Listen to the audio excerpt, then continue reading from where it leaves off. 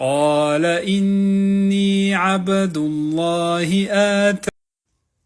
Anda menyuruh mengikuti.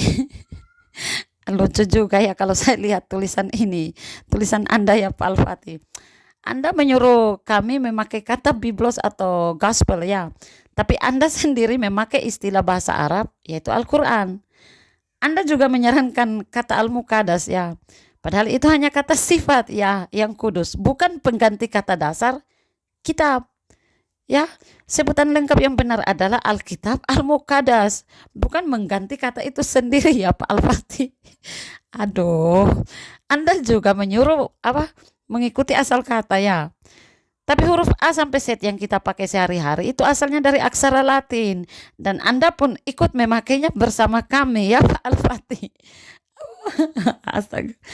Anda juga Anda berkata begini, Alkitab itu nama lain dari Al-Quran.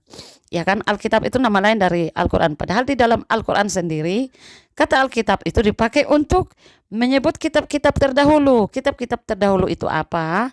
Itu bukan Al-Quran ya. Kitab-kitab terdahulu itu adalah Taurat, Zabur, dan Injil.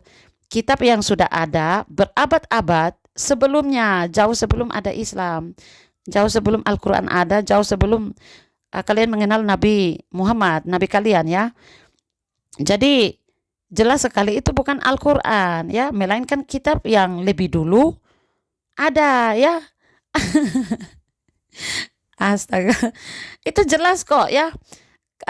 Kata Alkitab itu, Anda bilang Alkitab itu nama lain dari Al-Quran.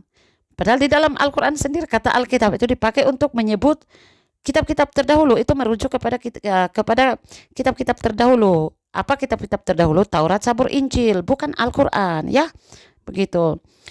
Artinya kitab yang sudah ada berabad-abad jauh sebelum kalian muncul atau kalian mengenal Nabi kalian. Begitu ya Pak Al-Fatih. Dan ingat, bahasa Arab itu adalah milik bangsa Arab ya, bukan milik Pak Al-Fatih. Bukan milik satu agama saja ya. Sebelum agama Islam ada, ini realitanya, ini sejarahnya, dengar baik-baik ya. Sebelum agama Islam ada, bahasa Arab itu sudah ada dan dipakai banyak orang, dipakai orang Kristen Arab, dipakai orang Yahudi, dipakai oleh orang dari bangsa lain juga ya, dari negara lain ya Pak Al-Fatih. Jadi seperti bahasa Arab itu seperti bahasa internasional begitu ya Pak Al-Fatih. Bahkan bahasa Arab sendiri pun itu bukan murni sepenuhnya. Kenapa saya bilang begitu? Karena bahasa Arab juga itu menyerap banyak kata dari bahasa lain.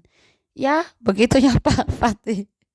Kalau ada yang berhak mempermasalahkan pemakaian kata dalam bahasa Arab atau Alkitab, seharusnya itu bangsa Arab sendiri yang mempermasalahkan, ya, bukan Anda yang orang Indonesia, ya, yang sudah menyesuaikan istilah sesuai kebiasaan Anda.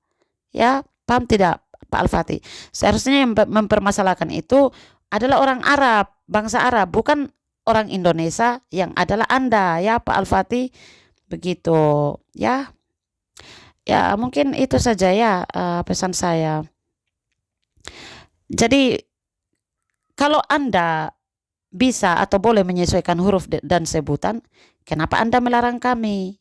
Ya, seolah-olah bahasa Arab itu pemiliknya adalah Anda ya Pak Al-Fatih, tapi Anda tidak tahu diri bahwa Anda lupa diri bahwa Anda itu bukan bangsa Arab ya. Dan Anda juga memakai bahasa Arab. Kita sama-sama memakai bahasa Arab ya Pak Al-Fatih, Alkitab dan Al-Quran. Ingat itu ya Pak Al-Fatih. Belajar banyak lagi ya. Bye-bye.